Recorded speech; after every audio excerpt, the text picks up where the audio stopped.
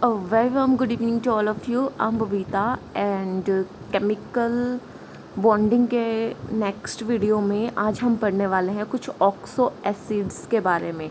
ठीक है, कुछ स्ट्रक्चर्स देखेंगे ऑक्सो एसिड्स के. जो फर्स्ट वन है दैट इज़ फॉस्फोरस. तो फॉस्फोरस के अंदर क्या है, फॉस्फोरस जनरली 5 बॉन्ड बना सकता है, हमने लास्ट वीडियो के अंदर देखा था. ठीक है, तो वो कुछ कौन कौन से ऑक्सो एसिड्स बना सकता है वही चीज़ हम देखने वाले हैं यहाँ पे. तो फर्स्ट है H3PO4. यहाँ पे क्या है, इसको बोलते हैं हम ऑर्थोफॉस्फोरिक एसिड या फिर सिंपल फॉस्फोरिक एसिड भी बोल सकते हैं.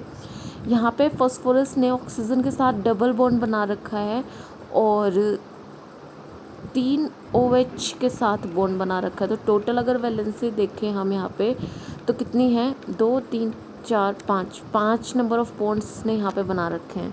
ठीक है, तो 5 बना रखे हैं तो 10 इलेक्ट्रॉन्स हैं. तो हमें जो है ये पता है कि ये ऑक्टेट रूल से बढ़ के क्या करते हैं, बॉन्ड की फॉर्मेशन करते हैं. ठीक है, उसके बाद है अगर इसकी बेसिसिटी को मैं काउंट करूं तो बेसिसिटी क्या होती है कि कितने H पॉजिटिव आयंस ये दे सकता है. अब यहाँ पे ऑक्सीजन और हाइड्रोजन को देखोगे तो ऑक्सीजन जो है मोर इलेक्ट्रोनेगेटिव एलिमेंट है. हमने फर्स्ट चैप्टर के अंदर किया था इलेक्ट्रोनेगेटिविटी क्या होती है, कि इलेक्ट्रॉन्स को अट्रैक्ट करने की पावर जो है, कि शेयर्ड पेयर को इलेक्ट्रॉन करने खींचने की पावर को ही हम क्या बोलते हैं, इलेक्ट्रोनेगेटिविटी बोलते हैं. ठीक है, अब ऑक्सीजन और हाइड्रोजन के बीच में यहाँ पे बॉन्डिंग तो है, इसके बीच में इलेक्ट्रॉन्स तो हैं, लेकिन ऑक्सीजन ज़्यादा मोर इलेक्ट्रोनेगेटिव एलिमेंट है, इसलिए जो ऑक्सीजन की तरफ इलेक्ट्रॉन पेयर ज़्यादा हैं. तो ये क्या करता है, सारे खींच लेता है और इसके ऊपर नेगेटिव चार्ज आ जाता है और इसके ऊपर पॉजिटिव चार्ज आ जाता है. सेम ऐसे ही इसके साथ होगा, इसके साथ होगा और इसके साथ होगा. मतलब कि 3 OH नेगेटिव आयंस ये दे सकता है. तो मैक्सिमम जो बेसिसिटी हो गई इसकी वो होगी 3. देने को 2 भी दे सकता है, 1 भी दे सकता है, लेकिन मैक्सिमम जो है वो 3 होगी. ठीक है, अगर सेम इसी के बाद जो है हमने क्या किया, इसके अंदर से एक ऑक्सीजन को यहाँ पे हटा दिया. ठीक है, एक ऑक्सीजन को यहाँ से हम हटा देते हैं तो ये बन जाता है ऑर्थोफॉस्फोरस एसिड H3PO3 की बात कर रही हूँ. अब ज़रूरी नहीं है कि ऑक्सीजन आप यहाँ से हटाओ, आप इसका भी रिमूव कर सकते हो, इसका भी रिमूव कर सकते हो. तीनों में से कोई भी ऑक्सीजन हमें हटा देना है. ठीक है, बात एक ही है तीनों केसेस के अंदर. उसके बाद है यहाँ पे सेम वही है, इसकी मैक्सिमम बेसिसिटी कितनी हो जाएगी, 2 हो जाएगी. क्यों हो जाएगी कि यहाँ पे ऑक्सीजन मोर इलेक्ट्रोनेगेटिव अपनी तरफ ले लेगा और इस केस में भी ऑक्सीजन मोर इलेक्ट्रोनेगेटिव है अपनी तरफ ले लेगा. ठीक है, अगर इसी के अंदर से हम एक और ऑक्सीजन हटा देते हैं तो H3PO2 बन जाता है. अब ये वाला ऑक्सीजन हमने यहाँ से हटा दिया क्योंकि ये इसके डायरेक्ट कॉन्टेक्ट में था. ठीक है, तो इसका नाम हो जाएगा H3PO2. उसके बाद है oxo acids of sulphur. Sulphur कितने बॉन्ड बना सकता है, वो 6 बॉन्ड बना सकता है. और मोस्ट कॉमन सल्फ़र का ऑक्सो एसिड है sulphuric acid, king of acids भी बोलते हैं हम इसको. ठीक है, यहाँ पे क्या कर रहा है, कितने बॉन्ड बना रहा है देखते हैं हम. 2 2 4 5 और 1 6. यहाँ पे कितने बॉन्ड बना रखे हैं इसने, 6 बॉन्ड बना रखे हैं. ठीक है, अब यहाँ पे अगर इस की बेसिसिटी की बात करें हम तो सेम यहाँ पे ऑक्सीजन मोर इलेक्ट्रोनेगेटिव एलिमेंट है, वो अपनी तरफ खींच लेगा इलेक्ट्रॉन, इसमें से भी अपनी तरफ खींच लेगा. तो मैक्सिमम जो है हम बता सकते हैं इसकी बेसिसिटी कितनी हो जाएगी. उसके बाद अगर हम इसमें से ये जो हाइड्रोजन है इसको निकाल देते हैं तो उसका स्ट्रक्चर कुछ इस तरीके से हो जाता है कि S double bond O negative and double bond O. ठीक है, तो यहाँ पे क्या किया हमने, ये SO4 नेगेटिव हो गया. ठीक है, इसको हम बोलते हैं सल्फेट आयन. ठीक है, और अगेन जब हम इसमें से क्या कर देते हैं, पर ऑक्सी मतलब कि एक ऑक्सीजन के साथ एक्स्ट्रा बॉन्डिंग की फॉर्मेशन हो जाती है तो हम बोलते हैं इसको H2SO5.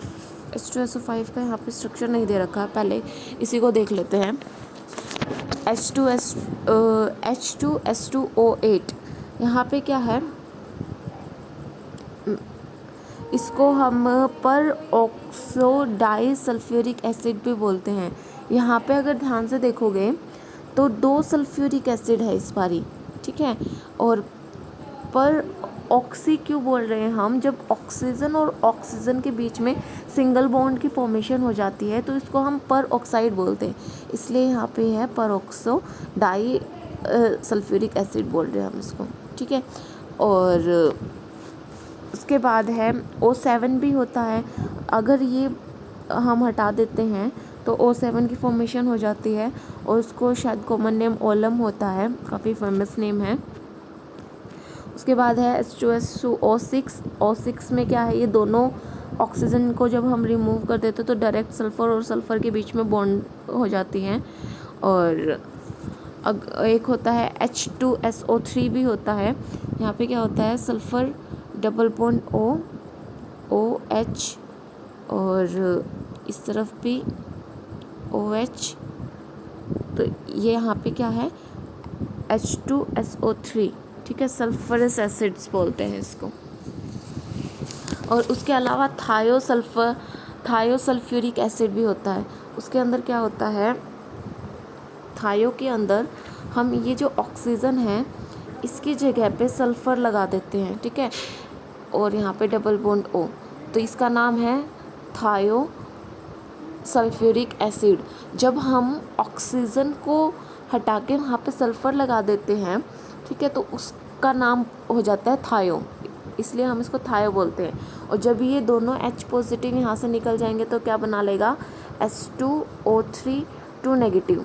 जैसे हमने सल्फ्यूरिक एसिड में से 2 H पॉजिटिव आयन जब निकाल दिए थे तो वो क्या बन गया था, सल्फेट आयन बन गया था। इसी तरीके से ये क्या बन जाएगा, थायोसल्फेट आयन बन जाएगा, ठीक है। और उसके बाद है ऑक्सो एसिड ऑफ क्लोरीन। अब क्लोरीन जो है कितने बॉन्ड बना सकता है, 7 बॉन्ड की फॉर्मेशन कर सकता है वो, ठीक है। तो यहाँ पे सबसे पहले क्या किया, क्लोरीन ने बॉन्ड बनाए ऑक्सीजन के साथ डबल बॉन्ड, इस ऑक्सीजन के साथ भी डबल बॉन्ड और इस ऑक्सीजन के साथ भी डबल बॉन्ड, और यहाँ पे ऑक्सीजन और H। अब यहाँ पे देखेंगे ध्यान से तो 2, 2 4, 2 6 और 1 7, टोटल कितने बॉन्ड की फॉर्मेशन है, यहाँ पे 7 बॉन्ड की फॉर्मेशन है, ठीक है। इसको हम बोलते हैं परक्लोरिक एसिड। उसके बाद है अगर हम इसमें से इस ऑक्सीजन को रिमूव कर देते हैं तो यहाँ पे 1 लोन पेयर ऑफ इलेक्ट्रॉन बच जाता है, इसको हम क्लोरिक एसिड बोलते हैं। यहाँ पे कितने बॉन्ड की फॉर्मेशन है, 5, 2 2 4 और 1 5, ठीक है।